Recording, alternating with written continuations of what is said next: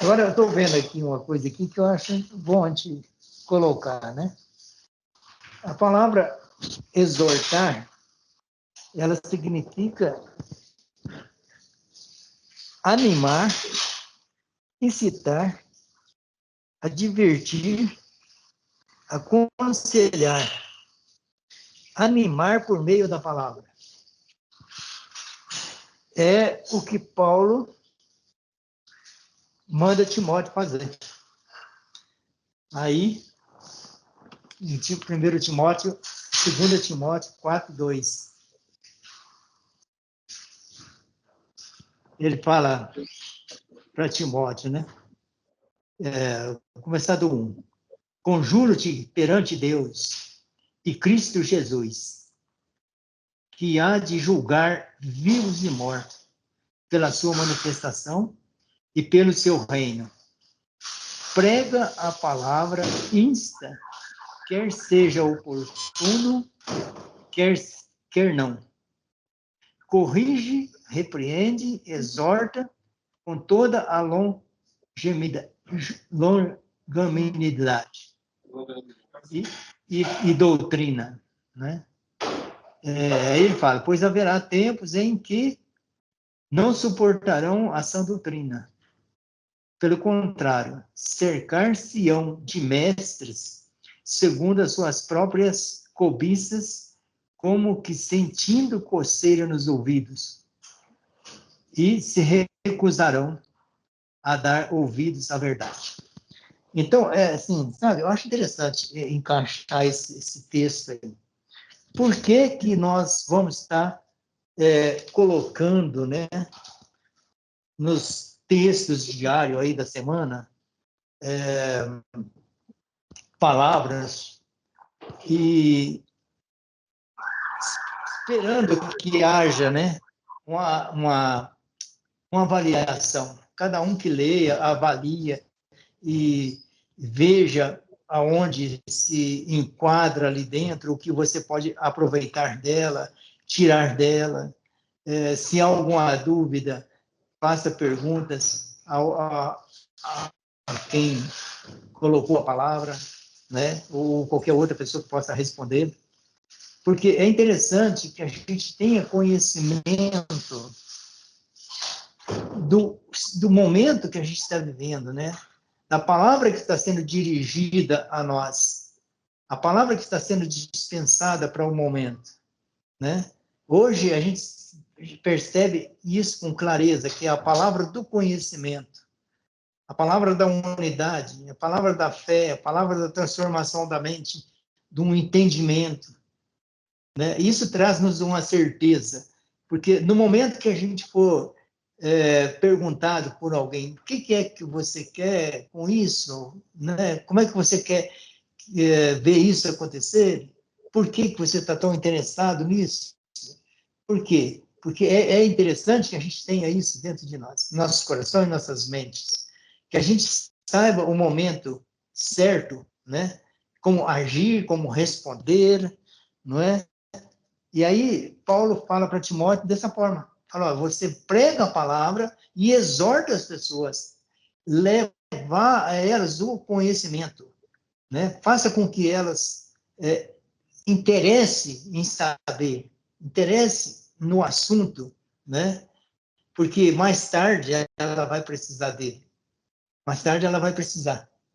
E eu vejo que isso é um tipo assim, quase que um treinamento para nós, né? No que nós estamos buscando hoje em dia e visualizando, né? Para os próximos dias também, né? Então, eu penso que isso, na unidade da fé, na unidade da palavra, na unidade do corpo de Cristo, nós somos um, sim. Aí, como Paulo está falando, gente, olha, eu preciso de você, rapaz, você me ajuda eu a andar, você me ajuda a caminhar no meu dia a dia, você me ajuda eu a manter minha cabeça erguida, né? E procurar de todas as formas levar isso à prática, o que nós estamos aprendendo. A unidade do corpo de Cristo. O que é ser um em Cristo, né? quando o Paulo fala a respeito do corpo multimembrado, ele cita várias partes aí, né? Não pode a mão dizer para a outra mão que não precisa dela. Ele não vai fazer isso. Ou dizer para o nariz, eu não preciso de você. Não. Todos nós, juntos, tornamos um conjunto, né, que vai realmente representar esse corpo multimembrado de Cristo Jesus. Então, é interessante, sabe? Olha, se alguém vê ou lê alguma coisa aí e não entender muito bem, pergunte, né? Porque não só é eu que estou falando, não. Todos nós estamos expondo aquilo que há nos nossos corações. E pode ser que tenha um momento que a gente coloca alguma coisa aí que vai perturbar, que vai fazer as pessoas a interrogar, sim, né? Mas é importante que a gente tenha essa capacidade de ajudá-los. Olha, isso funciona assim, tal, tal, tal, é assim. Porque isso é para o crescimento, é o animar, né, que fala da exortação. Animar, incitar, advertir, se for necessário, né, de advertir, aconselhar e também animar por meio da palavra, ensinar as pessoas, né? Porque hoje nós temos aí um grupo, digamos aí, um grupo pequeno, né? Mas amanhã as portas se abrem e é muita gente, muitas pessoas que vai nos procurar. E nós vamos estar preparados para isso, né? Então, a palavra nos exorta, a palavra nos instiga ao conhecimento e ao saber. Então, eu quero deixar essa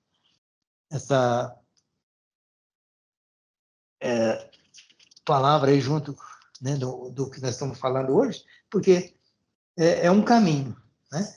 É um caminho que a gente tem, né? E a forma que nós temos para estar ajudando esse corpo crescer, como falou tanto o Paulo como a Rogra falou sobre o vídeo, né? É necessário, gente.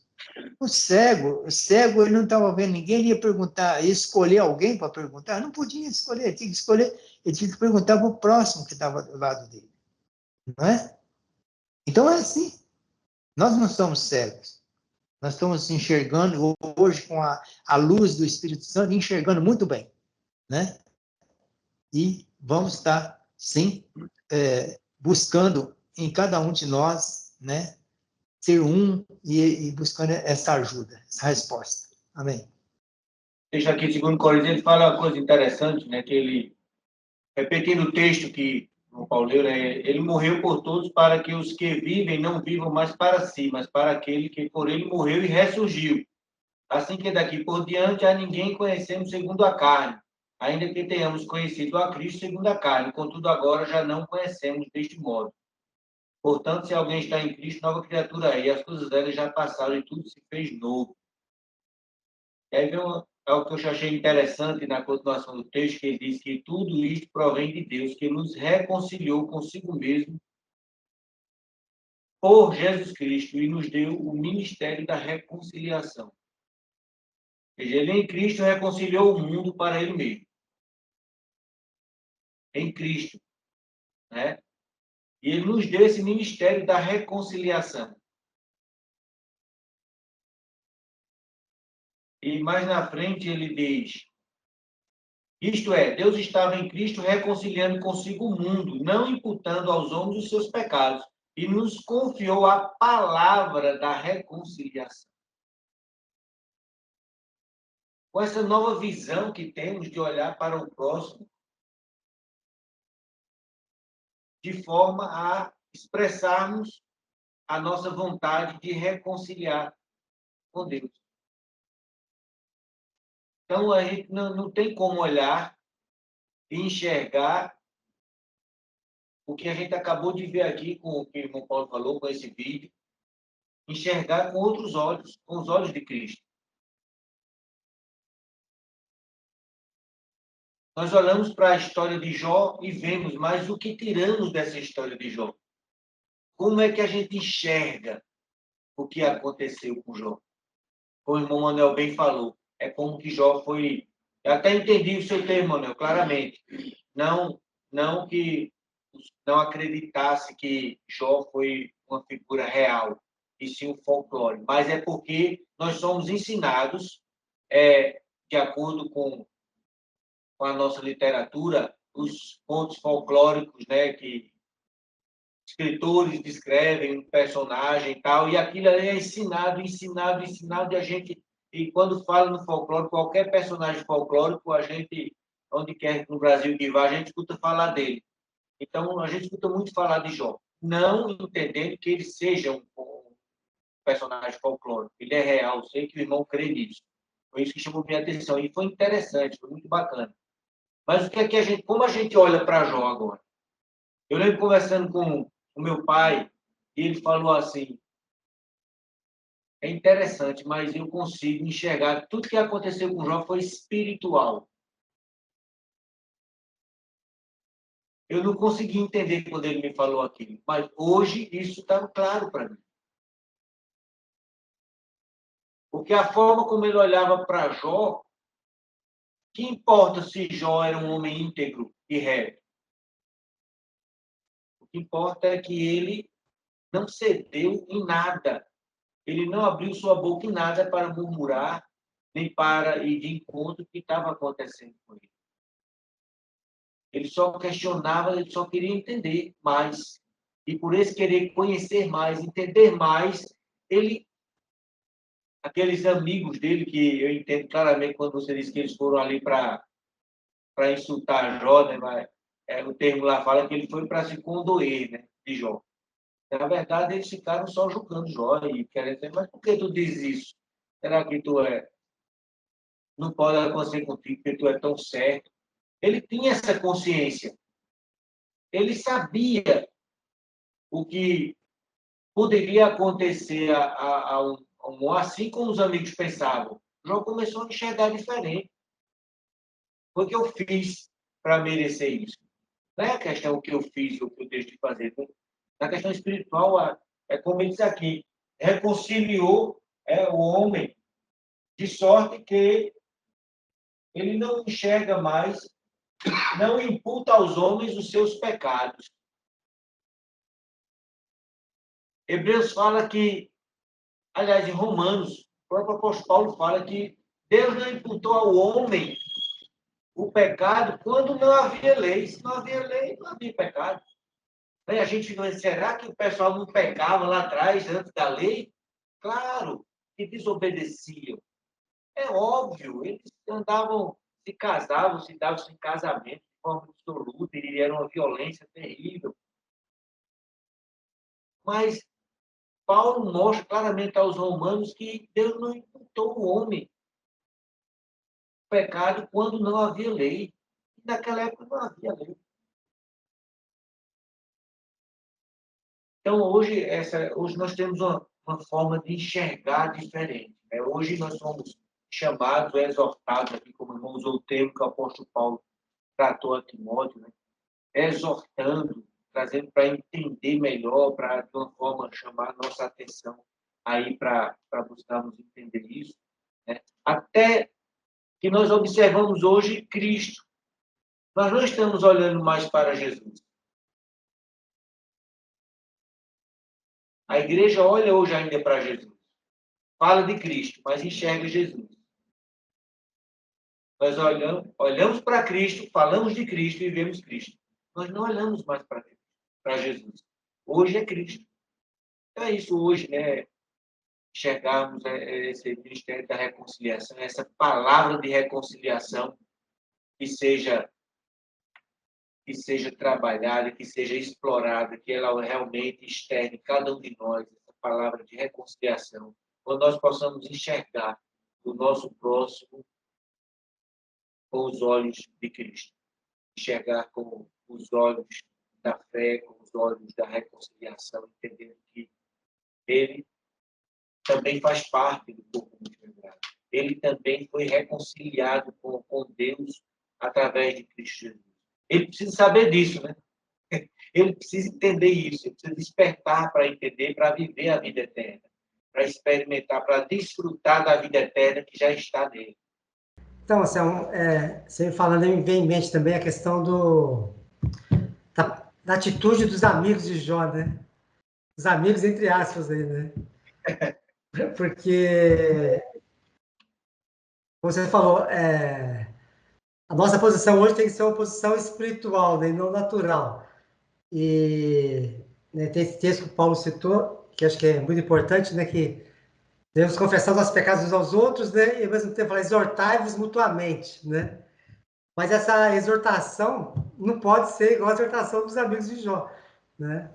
Porque exortar a segunda lei, você está errado, você pecou, você está em pecado, né? Tipo, tacando o dedão na testa dele, né? Como se eles fossem os bonzão, né? Ou seja, como Paulo reforçou aí, todos nós temos um ponto fraco aqui, né? Nosso calcanhar de Aquiles aí, né? Então, tira a trave do teu olho, né? Tira a argueira do teu olho para depois tirar a trave do teu irmão. Né? Então, assim, é muito perigoso isso, a gente ter essa visão natural, né? E achar que numa exortação a gente agir de uma maneira muito legalista também, né? Então, assim, a gente tem que tomar cuidado para não cair numa religiosidade, né? De querer apontar erro, de querer mostrar. Realmente, essa questão dessa unidade de corpo, justamente isso é a questão da piedade, né? Que fala lá, né? Tem sido aquele texto lá de Timóteo, né? Seguindo a paz com todos, a piedade, a fraternidade, o amor, né? Ou seja, assim, o que é piedade? Eu me colocar no lugar do outro, né? Eu me ver no lugar do outro. Quer dizer, se ali é um ponto fraco que ele tem, eu não posso agir com dureza naquilo ali, né? Eu tenho que auxiliá-lo naquela parte fraca. Né? E enxergar o que ele tem de bom e auxiliar naquela parte fraca. Né? Quer dizer, em amor eu vou exortar, não no sentido de condenar, de mostrar, né? Como os amigos de Jó fizeram. E tanto eles agiram errado que depois Jó teve que orar por eles, né? Ou seja, Jó tinha um problema, realmente tinha, né? Mas o problema que ele tinha não é o que os amigos estavam acusando. Os amigos também estavam enxergando de maneira religiosa, de maneira que, na verdade, não espelhava a intenção do pai. Né? Então, o pai tinha um propósito para Jó. E o tratamento tinha um propósito. E eles, segundo eles, não, Jó, você está sofrendo porque você tem pecado, porque você tem que ser... Né? Ou seja, era uma visão diferente. Né? Então, acho que isso sirva de parâmetro para nós também, né? Realmente precisamos exortar, mas precisamos de muito amor, né? Muita misericórdia, muita piedade, para realmente conseguir enxergar o outro como irmão, como nós mesmos, né? É parte de mim. Então, a gente tem uma tolerância muito grande com a gente, com os nossos erros, né? Então, assim, a gente tem que transferir isso para o nosso irmão, mais ainda com o irmão, e realmente, né? Como diz a misericórdia quero, né? Que o Davi fala, né? Então, realmente, precisamos estar clamando muito por isso. O David fala isso também, né? Se eu tiver que aplicar lei para mim, por mão, misericórdia. Hoje eu não concordo plenamente com ele, eu tenho que aplicar misericórdia para mim e para o meu irmão, né? Nem para ninguém. Né? Até antes eu concordava com ele, hoje eu não concordo, não. Né? Amém, amém.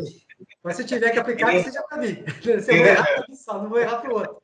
Né? Então, se eu tiver que errar, eu erro para mim, mas hoje eu tenho que crer que, mesmo para mim, tem que ser lei, não pode ser lei, tem que ser amor, tem que ser misericórdia. Eu não quero saber de lei, não. Mas muito bom isso aí. Amém, amém. Apesar que no momento, quanto me alegrei em poder pensar dessa forma, né? Em poder olhar para o meu próximo pensando dessa forma, com este amor e querer a lei para mim e a graça para o meu próximo. Hoje, em Cristo Jesus, a mente se abriu, a gente entende que não, nem para mim, nem para ele. Ele foi dado para outra pessoa, não tem nada a ver conosco mais, e é isso. Às vezes a gente está preso em alguma coisa e ainda não consegue, mas a nossa boca falou, nós proferimos isso. Então, foi bem lembrado para mim mesmo. Foi como um desabafo, até uma confissão aqui. Entender isso. Eu acho fantástico, eu achei maravilhoso poder. Trouxe a minha memória agora e eu poder dizer, não, é lei para ninguém mais.